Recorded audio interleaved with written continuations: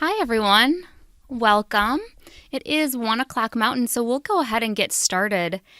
Thanks for joining us today to learn a little bit more about the Positive Culture Framework. We're excited to tell you a bit more about the framework that we use to improve health and safety. So, my name is Katie Dively, and I'm a research scientist at the Center for Health and Safety Culture. And mainly, I train groups in the framework, and I also guide communities and organizations who are using the framework to improve health and safety. And my colleague Jay Otto is also presenting with me. And Jay, would you like to introduce yourself? Sure. So my name's Jay Otto. I'm a researcher with the Center for Health and Safety Culture. I'm a remote employee, so I live on the East Coast of the United States. And my principal work is to help connect the dots between the various projects. And I also do a lot of work on survey development, analysis, and reporting.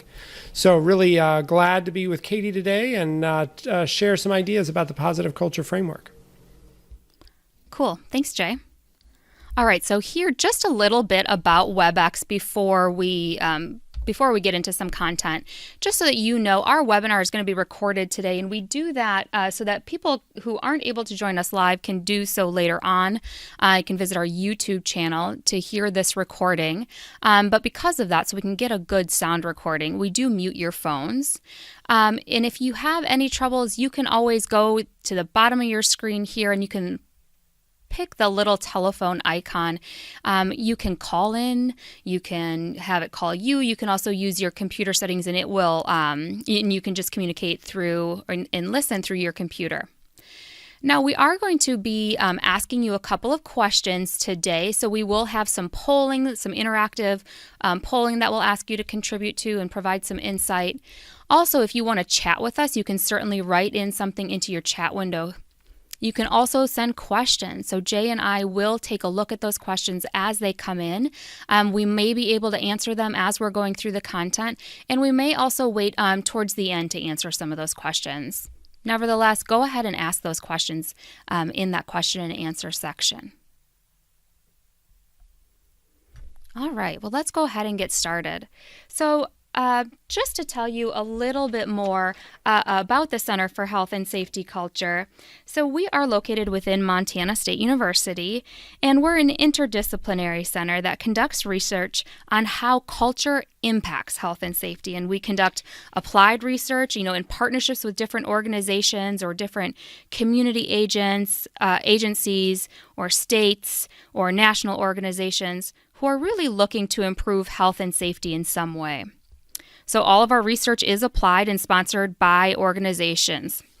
So the groups that we are working with are really seeking to make a meaningful impact on the lives of either their employees, if it's an organization, or also their community residents.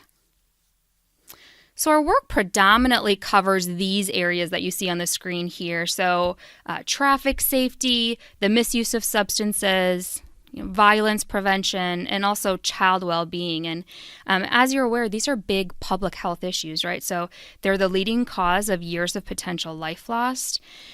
And they also overlap, and they're not completely, siloed or separate issues.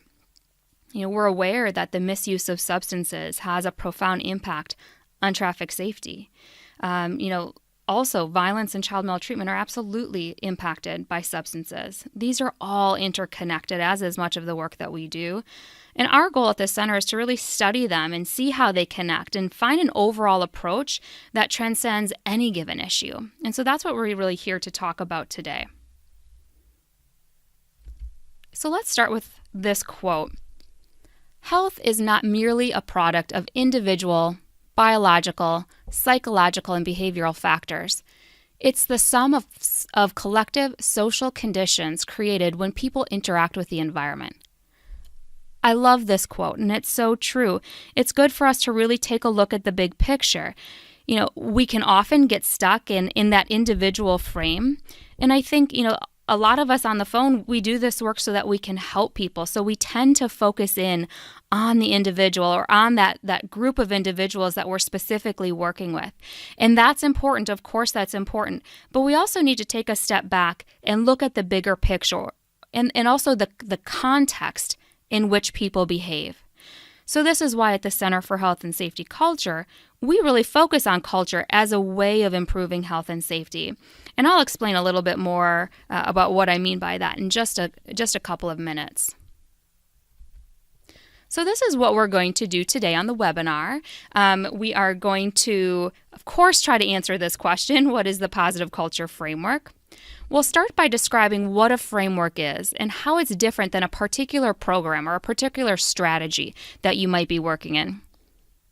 Then we'll discuss what we mean by culture and how we can, what we mean by culture, how we can operationalize that at the community level. And also, why do we focus on this appreciative or positive frame, and how does that impact our work? And then towards the end of the webinar, we'll bring it all together and introduce the positive culture framework, really as that way of organizing our efforts to improve health and safety. So now I'll actually ask you for that first poll question. So Kelly, if you could initiate our poll, and you'll see that pop up on your screen.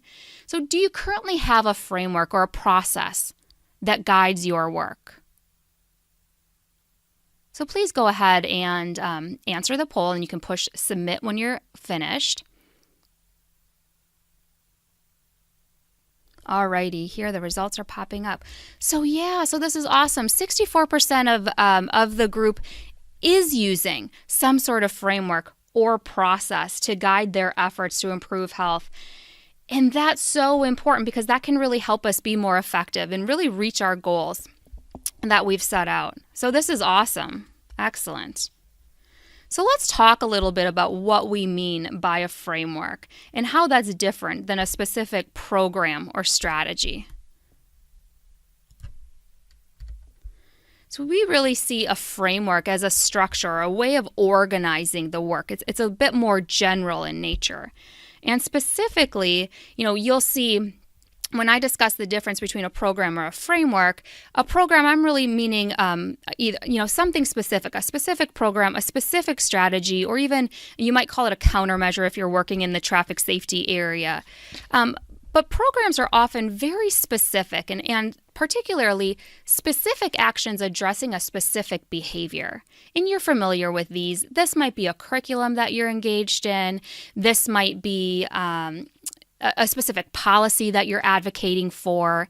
And we know that fidelity to that specific program or strategy is absolutely critical in terms of effectiveness and your outcomes. We want to stay as closely tied to those action plans and to how that particular program was outlined so that we can reach the similar results as they did in the evaluation of that specific program.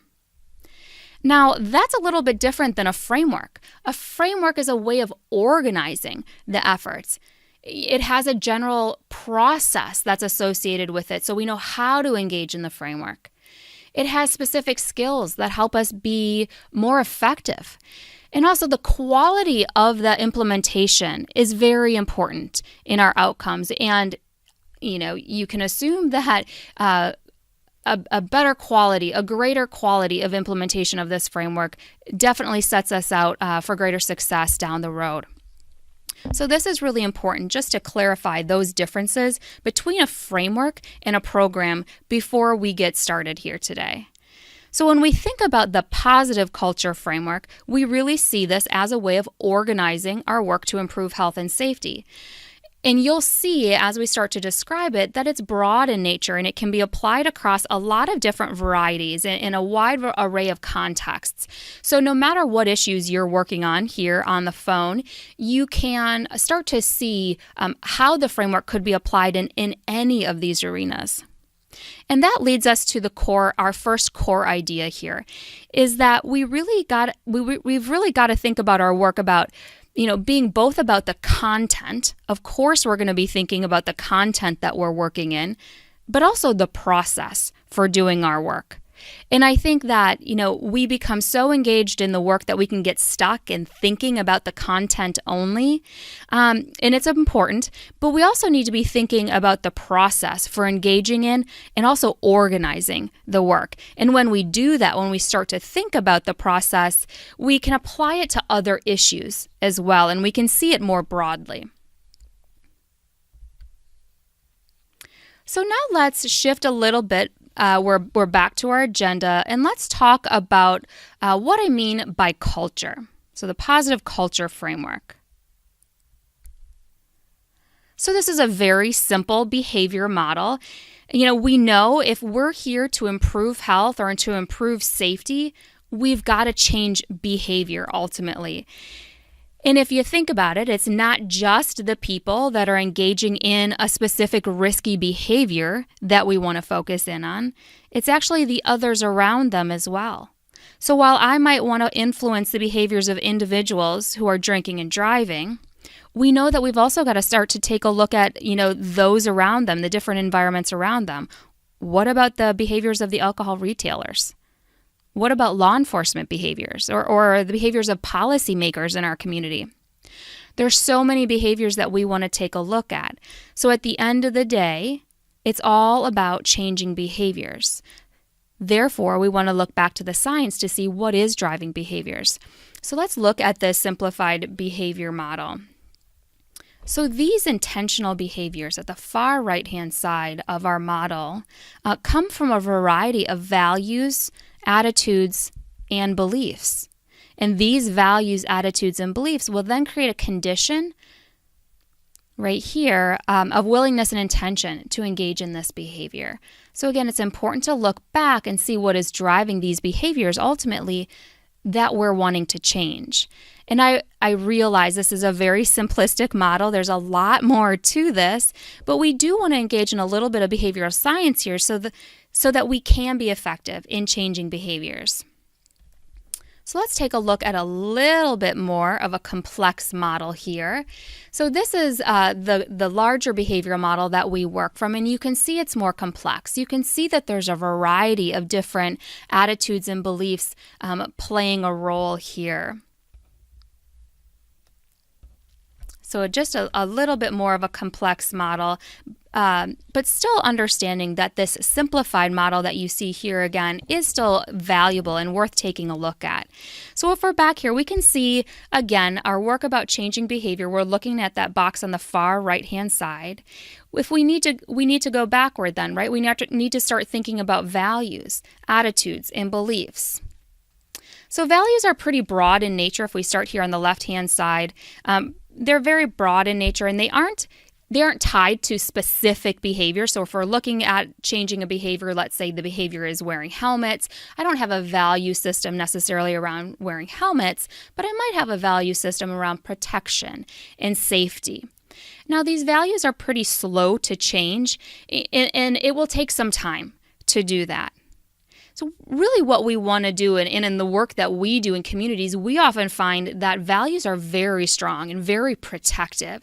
So what we'd like to do is actually kind of shine a light on those, amplify those, and leverage them to start to shift attitudes and beliefs. So these are attitudes and beliefs about specific behaviors. So our work in changing behavior becomes all about shifting people's attitudes and beliefs about specific behaviors. Therefore, we've really got to understand what are these attitudes and beliefs that people have before we go out, and start to engage in the work. We've got to start to ask ourselves these questions. What do we need to shift here so that ultimately we can change behavior? So if these attitudes and beliefs are so important in changing behavior, we've got to ask ourselves where they're coming from, right? We've got to get to the bottom of this. Well, we know, that they're really coming from a variety of issues, and you're familiar with this, right? So these values, attitudes, and beliefs are coming from how we were raised. They're coming from our families and our peer groups, the organizations that we belong to, or the schools that we attend. They come from our faith communities and the larger community, and our community's norms and laws and how those laws are enforced. So really from a variety of factors. And we can start to see that really that's starting to describe our culture. So I'd like to talk just a little bit about what we mean by culture. So now this is just one definition. We don't claim that this is the only definition, but it works really well for the research that we do.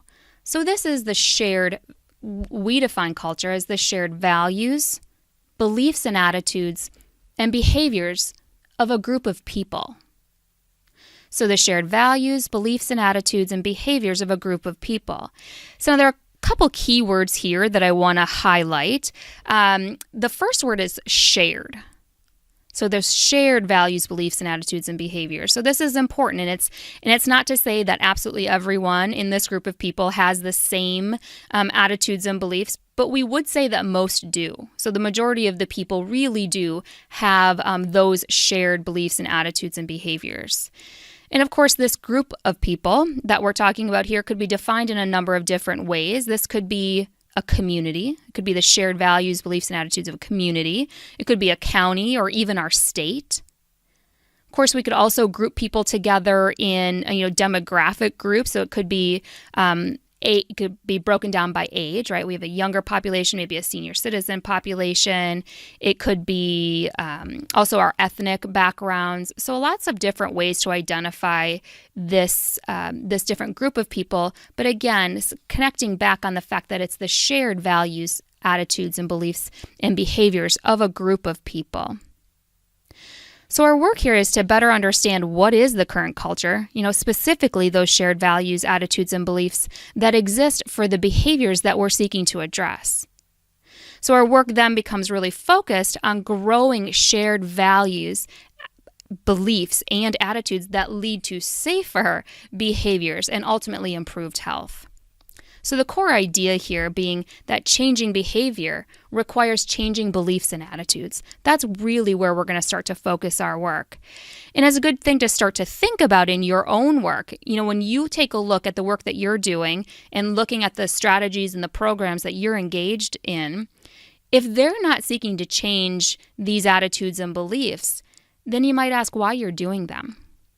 We often ask the question of the groups that we work with, are we busy or are we effective? And I think if we're engaging in strategies that aren't working to shift attitudes and beliefs, then we might be more busy than we are effective. And we might want to start to consider taking a look at how our programs and strategies can do that work of shifting attitudes and beliefs so that we can grow healthy and safe behaviors.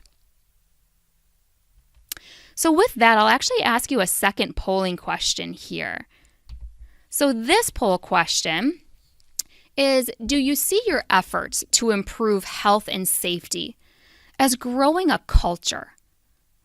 So now that we know what culture is, those shared values, beliefs, and attitudes and behaviors of a group of people, do you see that your work is really about growing a culture? So go ahead and submit your poll answers there.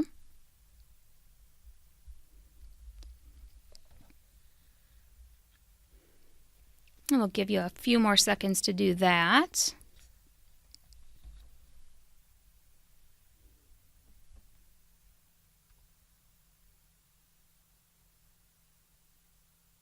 All right, why don't we cut that poll off, and when the results are available, if you wouldn't mind popping those up on the screen, we'll take a look to see how people answered this question.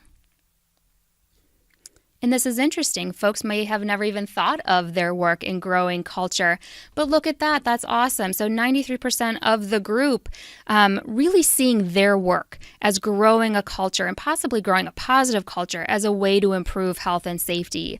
I'm really happy to hear this. I think that we can, this can really help you be more effective in the work that you're doing. So that's awesome.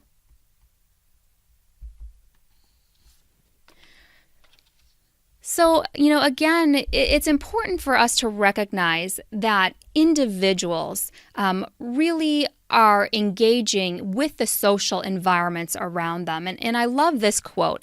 The individual is, metaphorically speaking, just the tip of the iceberg when it comes to a complex ecological system.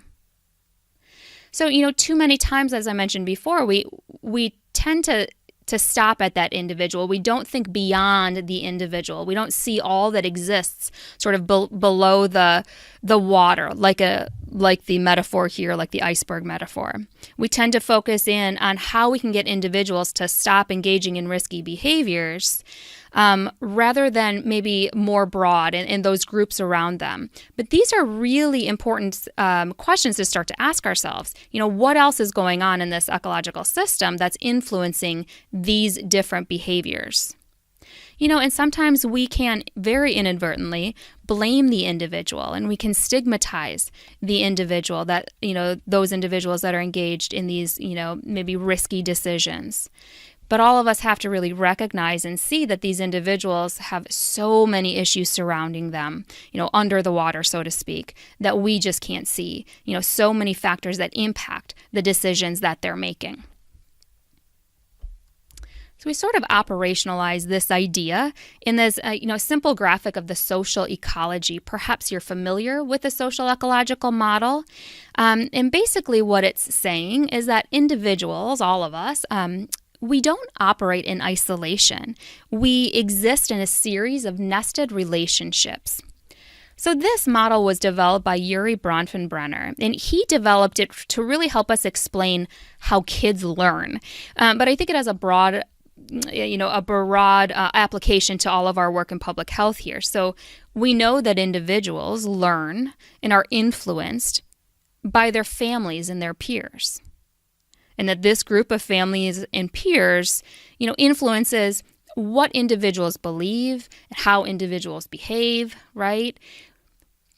The same is true for the schools that they belong to. Individuals are absolutely influenced by the schools they belong to, or the work sites that they're part of, or different organizations that they're part of. And of course, the community at large, we're absolutely influenced by our community's norms and laws and how those laws are enforced.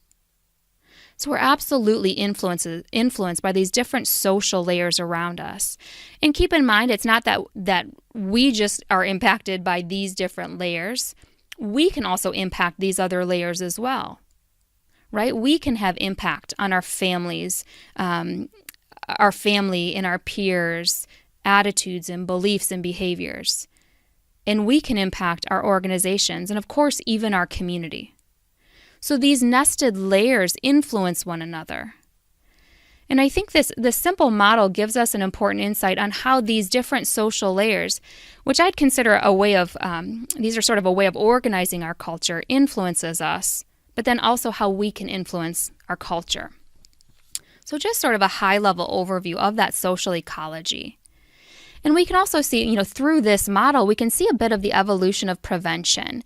In the early days of substance use, and maybe some of you are familiar with this, we used to focus in really heavily on the individual programs. And again, these are important, but it was a bit more of that mindset of if we can train everybody, if we can teach them the risks associated with these decisions in 9th grade, then we'll have done our work, right? We can go home. All of those kids will successfully navigate the rest of their lives. But now we realize that's not sufficient, right? If these teens grow up in an environment where those risky behaviors that we've been, training about and studying about in 9th grade are prevalent around them, they're still likely to adopt those risky behaviors. So coming out of that individual mindset becomes really important. And we've done a big shift towards policy work. Right? So there's a lot of influence in policy, like laws and in worksite policy and school policy. And it's not to say that individual programs aren't important and laws and policies are the only way to go. It's more about really shifting our attention to looking at strategies at every layer of these social environments, at every layer of that social ecology. Having strategies at all of these levels across the social ecology is what we'd consider taking a cultural approach. So our work would be to have strategies across these different layers that really align with one another, that they share and they reinforce one another. And this is how we sustain our efforts. When we can start to have a cultural approach, having strategies across every different of these, influential environments, we can really sustain our efforts long term. Right? Because if our attitudes and our beliefs are part of the culture, they're much more likely to be passed on to that next generation. So, this new approach, when we start to think about having strategies across the social ecology, it's really starting to transform our thinking. So before, we may have asked ourselves the question, how do I get youth not to drink? That might have been our focus, and it's an important question. But now, by asking, what actions do I want to grow across the social ecology to reduce underage drinking, we've absolutely transformed our approach. We've broadened our approach, right? It forces us to stop looking at that individual frame, but also for that one magical solution, right? That silver bullet solution that's going to solve all of the issues. We know that there's no silver bullet. There is no magic strategy that's going to solve everything that we're working on. These are really complex social issues, and there isn't one thing that we're going to find that's going to address everything effectively. We've got to have multiple strategies across the social ecology so that we can really embed health and safety throughout the culture. And that leads us to our third core idea here, is that a cultural approach really requires thinking across that social ecological model. We can't just think about the individual frame or even just the policy frame, right? It's about all of those layers. And I can understand that this seems overwhelming, right? You're thinking about, oh my gosh, it's enough just to focus in on the individual layer or just the policy layer. And I hear that from a lot of the communities I work with as well. But again, this is the big picture. This is our goal. And we just take that step by step. We can start small and work towards engaging in a cultural approach across the social ecology. And when we embrace that idea, when we start to recognize that it is about growing strategies across the social ecology, we can recognize that the solutions are in the community. It's not that, that we're coming in or you're coming in or an agency is coming in and saying, hey, I know what's wrong with you and I know how to fix you. No, it's about finding those solutions to these issues within the social ecology, right? Finding those strategies to shifting those attitudes and beliefs within the social ecology, and that by growing the solutions, and positive protective behaviors across the social ecology, we can really embed health and safety in the community. So I'm going to go back to our agenda here. We've talked a bit about what a framework is, described what we mean by culture. We talked about how that influences our behaviors. And now I'm going to turn it over to Jay, and Jay's going to talk about, why we take a positive or an appreciative frame, and also introduce the framework for organizing our efforts to improve health and safety. Yeah, super. And, what are the chances? But I'm right in the middle of a thunderstorm. So if my power goes out or I just stop talking, Katie, you can just jump right in and I will try to reconnect. But one can never predict what the weather's going to do, right?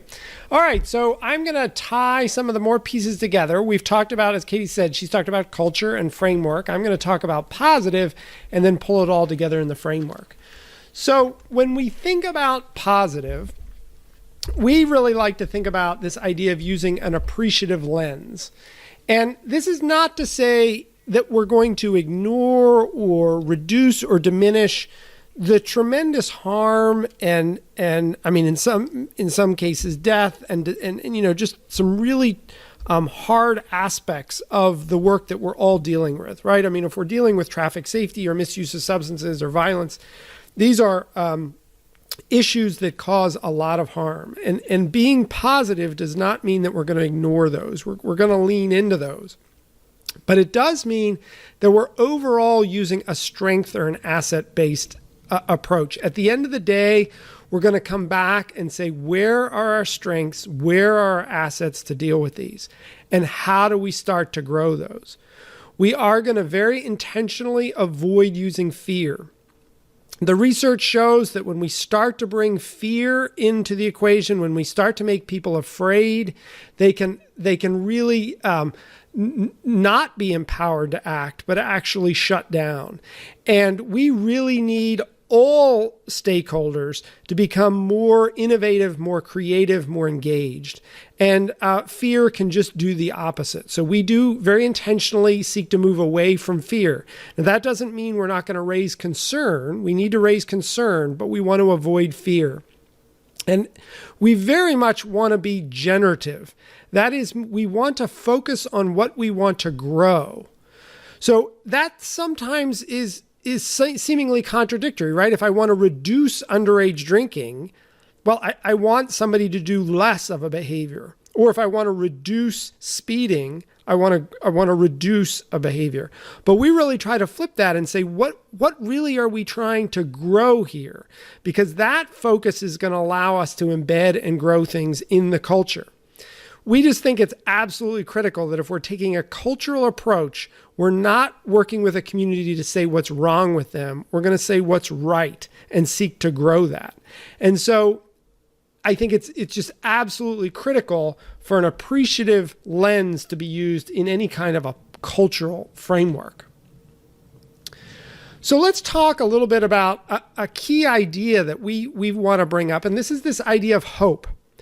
Now, on the screen, this is a very academic definition of hope. It's established by Snyder. It's in the literature, been in the literature for quite a while. And he defines hope as the perceived capability to derive pathways to desired goals and motivate oneself via agency thinking to use those pathways. And I like that academic definition, not that it's easier, it rolls off the tongue, but it shows that there is a really strong academic definition of hope. Hope is not just woo-woo. It's not just feel good or don't worry, be happy. It's something that has been studied, and it's a critical thing, a critical idea, construct we need to understand. To simplify it, we like to think about hope as a willingness to move forward and seeing a path forward. So the will and the way. And you can imagine that if you are as an individual or you're working in a collective and you don't have the will and the way to move forward, it's very difficult to move forward. We need to be motivated. We need to have a perception of self-efficacy. And so this idea of hope is extremely important. We've all on our team been taking an online class to learn more about appreciative inquiry. And one of the really interesting statistics they've brought up in working with businesses is that they recognized workplaces to be really innovative and creative and move forward successfully needed a 4-to-1 ratio of hope to despair. And that 4-to-1 ratio needed to be in their messaging. It needed to be in their conversations. It needed to be in all aspects of their change effort. So they wanted 4 hopeful messages for every 1 message that might be considered despairing or overly concerning. So that's something to think about, is how are you really driving a strong message of hope and concern, but with that 4-to-1 ratio of hope to concern. I think you all are probably familiar, but when we start to move towards engaging other emotions, they can really cause problems. And historically in prevention around the misuse of substances, but also around violence and even in traffic safety, there have been strategies and efforts that have really focused on humiliation, shame, and guilt. And it's important to recognize that these are not the primary engines of change and can really immobilize people. And we need to help one another understand that. I think Brene Brown's work on shame is just outstanding. And we need to recognize that actually if we're increasing shame with folks, we may be instilling or really inhibiting them from changing and moving away from some of the difficult and dangerous behaviors they're engaging in. So we view the work and look through a lens where our core assumption is that the positive exists and is worth growing. And we hold that assumption with every project we do, with every community that we work with. And it really is a core assumption. If we start forgetting this or not believing this, then we're hard pressed to move forward. I really love Viktor Frankl's quote. Here's a man, an individual who had to face some of the most difficult aspects in our history. He was confined in a Holocaust concentration camp, and And as he was starved and tortured and beaten, he was still able to find a degree of empathy for the guards who were doing it to him. And so this core assumption can never be lost. And I think sometimes we can get really frustrated with the communities that we're trying to help. Like, why don't they get it? Why do drivers keep making stupid decisions? And we can fall into that trap. But I think it's really important that we step back and really hold on to this core assumption and connect with it. And that really leads us to our next core idea. And that is that choosing a positive, appreciative frame is important. It's not just incidental. It's not just about feeling good or trying to dismiss some of the challenges. It's absolutely critical to success. That if we're going to look at a cultural approach, we absolutely need to choose a positive, appreciative frame. Okay, so let's tie some of these pieces together into what we call the positive culture framework. So this is how we visually, graphically represent it. There's a lot packed in here, and it's built on everything that we've talked about before. So it's an approach, it's not a program. You can see it doesn't say anything specifically about traffic safety or the misuse of substances or violence. It's very generalized. It is very cultural. We're going to see the social ecology embedded in it. We're going to look at a big lens, and it's got aspects of behavior and beliefs in it, and it's very much positive. On the left-hand side, it talks about sort of the context and some of the steps and skills. On the right-hand side, it talks about the outcomes. So we're going to focus a little bit more on the right-hand side first. Like Stephen Covey says, let's begin with the end in mind.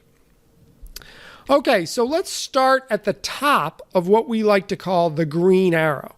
And we very intentionally made this an upward-facing green arrow because the question we're always asking ourselves is, what's in the green arrow? What are we trying to grow? And that's that core appreciative lens coming through. All the time, every project, we step back and say, okay, but what are we trying to grow? At the end of the day, in all of our work, we're trying to improve health and safety. And we use very broad definitions of health and safety. And so we're not just talking about physical health, but also emotional health, psychological health. We're also looking at aspects of emotional safety, not just physical safety, but all aspects of safety. And safety and health are tied together. We know that when children and adults experience chronic stress, that's a form of that can be induced by a lack of a sense of safety. They can feel unsafe. That can absolutely lead to negative health. So health and safety are tied together and are very complex issues alone. But at the top of our green arrow, we're going to absolutely claim that is the focus of our work. And we're going to say that over and over again, because in the absence of saying that, other people might infer what is the focus of our work. Like, you're just about the government trying to tell me what to do, or you're trying to take away my freedoms. And we're always going to claim, no, this is about improving health and safety. Next, we're going to look at how do we do that? Well, we're going to do that by increasing protective behaviors and decreasing risky behaviors across the social ecology. So as Katie pointed out, there is no single strategy we can use that's going to improve health and safety on the issues we're facing, like traffic safety or substance abuse. These are complex issues. The easy public health issues we've all addressed. The complex issues are the ones we're dealing with now. While there isn't a silver bullet, there is silver buckshot. Multiple strategies across the social ecology. So on any of our issues, we like to identify multiple protective behaviors we're seeking to grow and potentially multiple risky behaviors we're trying to decrease. And we think about those at each layer of the social ecology. We want to shift the behavior of the whole social ecology or grow aspects of the whole social ecology. Finally, we're going to do that by really connecting in with what we call cultural factors. These are those particular shared attitudes and beliefs that lead to those behaviors. So we're not going to try to change or grow every attitude and belief. We can't. We're going to figure out which attitudes and beliefs are most important to focus on to grow the behaviors we want to grow and decrease the behaviors we want to decrease. We're going to do that at the same time that we connect to shared values to build a sense of community, to build a sense of trust. That's extremely important. But our ultimate work is there at the bottom of the green arrow to improve cultural factors, which leads to changes in behaviors, which leads to improved health and safety. Now, I've said that in about 4 minutes, but there's a whole lot of science and idea behind what's in the green arrow. But that's important for us to think about first. Now let's go on and talk about how we might go about doing this. So if we move back to the other side of the framework, what we see here are a series of 7 steps laid out in blue, and they're numbered from 1 to 7. So we're going to begin with the first step, which is planning and advocacy. Now, these 7 steps are not radically different than any other strategic planning strategy you've seen. If you're familiar with the Strategic Prevention Framework from SAMHSA, the SPIF, you're like, wow, this is somewhat similar to the SPIF. If you're familiar, for example, with Kotter's organizational change model, you're going to say it's familiar with that. Any sort of strategic change planning process has very similar steps, and we're not claiming these are magical or anything. We're acknowledging that similarity, which is extremely important. We've added maybe a few steps compared to some models, and we feel like these steps work well. We're going to begin by doing some planning and advocacy. Advocacy is very important. Some strategic planning processes immediately begin with assessment. But what we've learned is you've got to do a lot of advocacy sometimes, even before you can do any kind of assessment.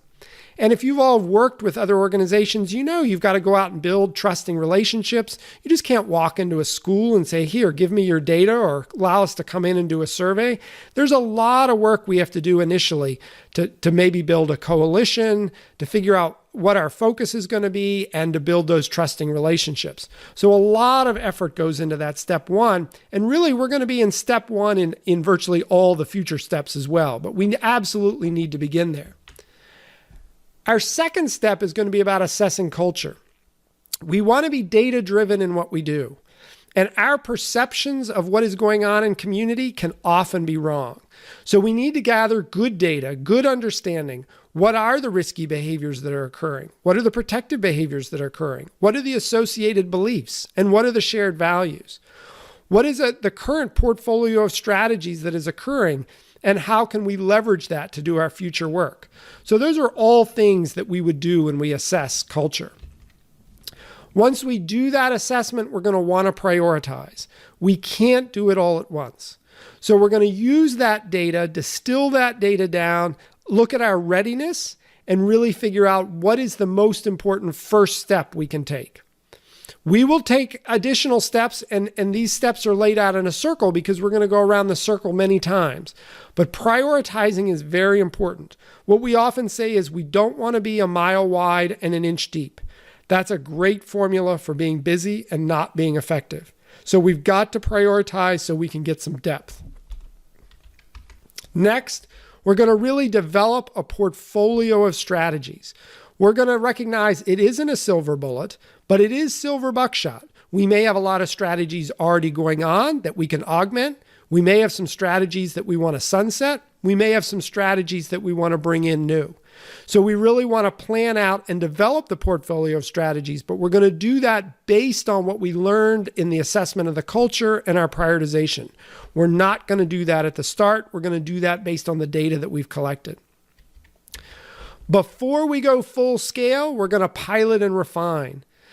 Oftentimes, strategies or programs need to be adapted to local communities, and we need to do those adaptations very carefully because evidence-based strategies can totally lose their effectiveness if we lose the wrong parts. So we want to do this carefully.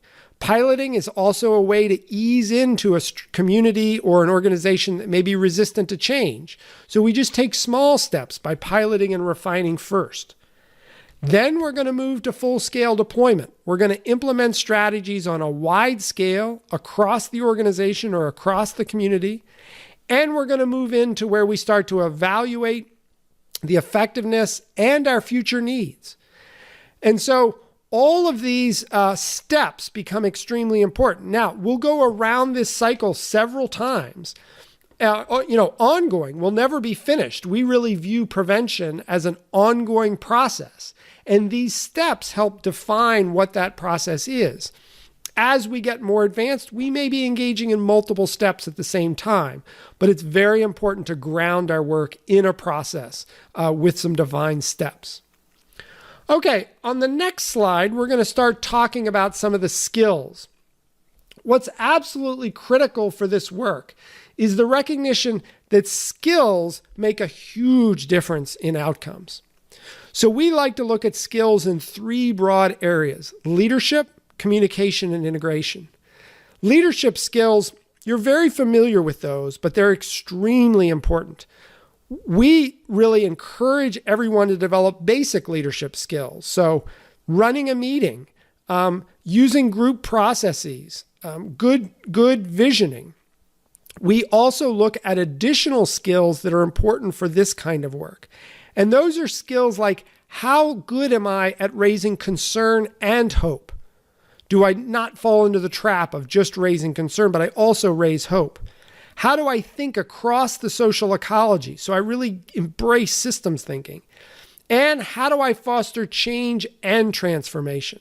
That's extremely important because some of the issues we're going to deal with are going to require some transforming of systems. And that's a different set of leadership skills. Communication is critical as well. We want to make sure our communication at every effort are not creating misperceptions about our culture, but are actually clarifying misperceptions, and that we're growing the beliefs and attitudes we need to grow in order to achieve the behaviors we want. And finally, we want an integrated portfolio of strategies. We don't want strategies that are competing against each other. And that can often happen inadvertently in communities. So how do we start to build a whole aligned portfolio of strategies that are actually synergistic and not competitive or pushing against one another? So integration becomes extremely important as well. And finally, what we want to think about is the context for doing this work. And the context for doing this work is represented by the social ecology in the middle. This is the series of nested circles, as Katie described before, which describe either a community or it could be an organization.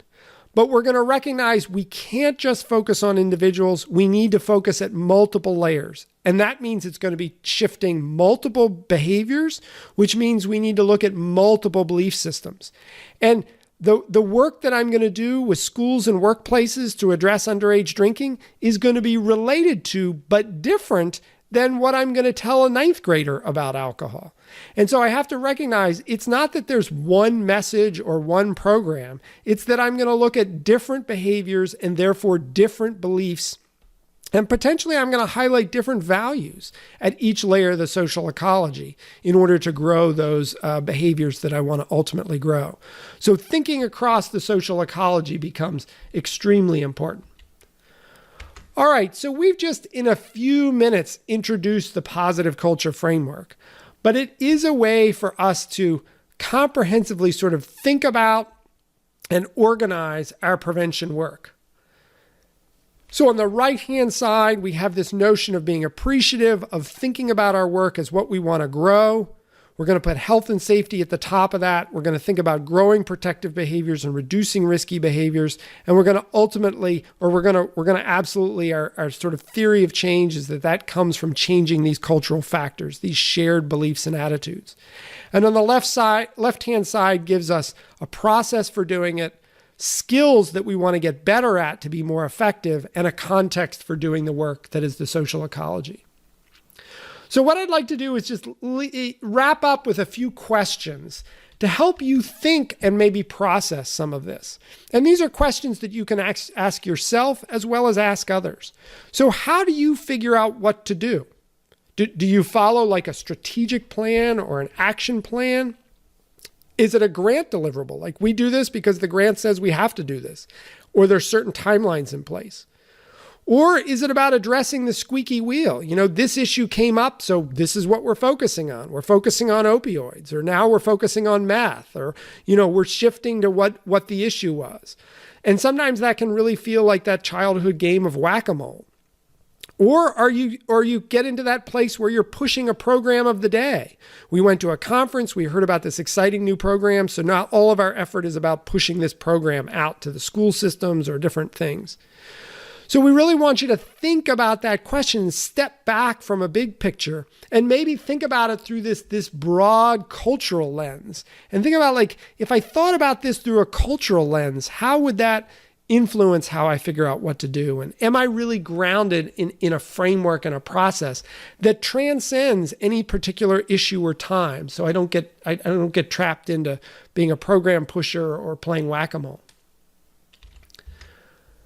We can also think about intentionally shifting to a cultural focus. This can mean getting out of being stuck in individual thinking. We can all get trapped into individual thinking, and that's a question we always ask ourselves. Are we getting stuck here just thinking about individual thinking?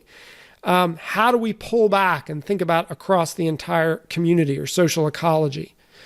Do we get overly focused on just doing things in schools because that's where the future resides or children reside? But our whole communities need to be addressed. Yes, we need to work with children and adults and workplaces and organizations. Do we get stuck in only being on policy? We've seen groups that are just strictly, we just focus on policy, but policy is a mechanism to shift attitudes and beliefs and behaviors, but there's a lot that you have to do to make a policy effective, and policies by themselves may not be solely effective. There are lots of issues we deal with where the policy is out there. The law states you need to wear a seatbelt, or the law states that certain violent activities are you can be arrested for them, and yet those behaviors still go on. And how do we start to think about our work as nurturing a portfolio of strategies to grow culture? Not a silver bullet, but multiple strategies. And our work is really this idea of nurturing them along. All right, so let's tie this together. Katie talked a little bit about a framework, the difference between a framework and a program. We introduced one definition of culture, not the only definition of culture, but it's a definition of culture which can be useful. We talked about why positive is so important, that we need an appreciative lens if we're thinking about this from a cultural approach, and we briefly introduced the framework. We talked about 4 key ideas or core ideas. We must think content and process. It's not that I'm just trying to get kids not to drink. I got to think about what is my big picture process that I'm using to be effective at doing that work. That changing behavior requires changing beliefs and attitudes. That a cultural approach requires thinking across the social ecology. And that choosing a positive, appreciative frame is very important. All right. So we've got one last question we'd like to ask you. And this is actually a really important question. The poll isn't going to come up. We're going to ask you to use your chat box to do this. And I'd really like you to think about what we've shared today and just share with us one idea that you thought maybe was helpful for you.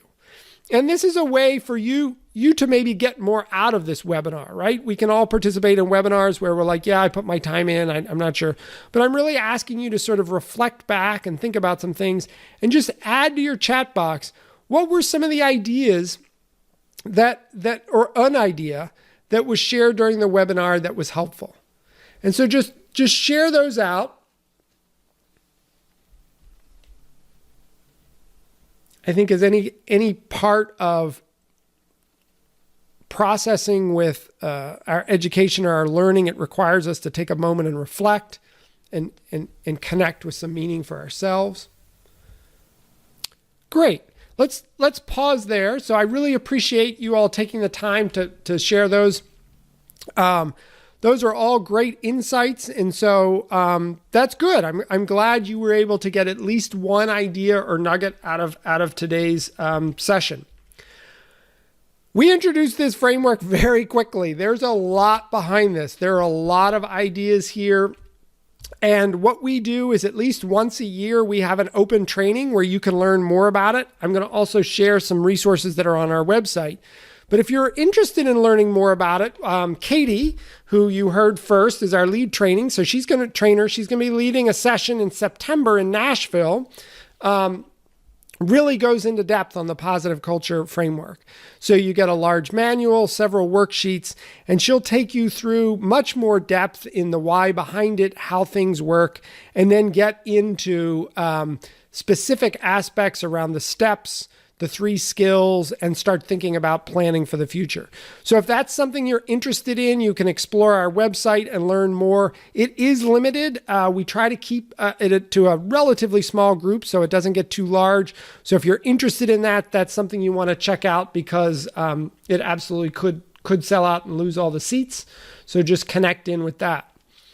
On the next slide, I just want to share some of the other services we do. So we do a training on positive culture framework. We do that we move around the country about once a year. We also can come to a community and do that training. So that's another option. If you have a large number of people you want to train, it's more cost effective for us to come to you than for you to come to us. But if you just have 1 or 2 people, it's more cost effective to go to an open training. We also do specific trainings on communication skills. Historically, we've done a lot of work on social norms marketing and talk about that. We also do some training on leadership skills and integration. Katie mentioned that she does a lot of work with communities. So she's a guide where she, after somebody has been trained, will work with them for up to a year or more. We do it in year increments to really provide additional coaching and guidance as they unfold the process. It is complicated, and the devil is in the details. And we found that this guide service helps folks be more effective if they continue to have support while they're actually doing the work. We've also, over the years, developed a lot of assessments, surveys, and tools to help measure culture. We're always adding more to those. So if that's something you're interested in having a tool developed or leveraging a tool that we've already done to help assess a culture, that's something you can talk to us about. On our website, we have a number of other webinars. We routinely have webinars coming out, but you can watch the old one. We also have some cool tools now on our website, which are called video spotlights, which provide some specific training. We actually have a 6 training module on the science of stigma. Those are real, or stigma. Those are real small. They're like 6 to 12 minutes long and have a handout so you could do them in chunks. But we've got some other spotlights that are more training oriented, and then a number of webinars. And we're always trying to do more webinars. So with that, I will take it to the last slide so you can just see some contact information. Feel free to join. We do have an email list that goes out, and you can follow us on social media as well. I will also scan, both Katie and I can scan over and see if there are other questions that came in that we want to talk about. As was mentioned at the beginning, this was recorded. So in a couple of days, Kelly, who you heard's voice, will compile this and turn it into a webinar, which will be posted. And you'll be able to share that with others or watch it again if you want to look at a particular part or focus in on one aspect of it. Let's see. Do we have any other questions that have come in? Katie, do you see any other questions or things? Yeah, there's a question about whether or not we're able to provide the slides after today's presentation. And while we can't provide the actual slide deck, we can provide a PDF of the slides, so we can certainly send that out to participants.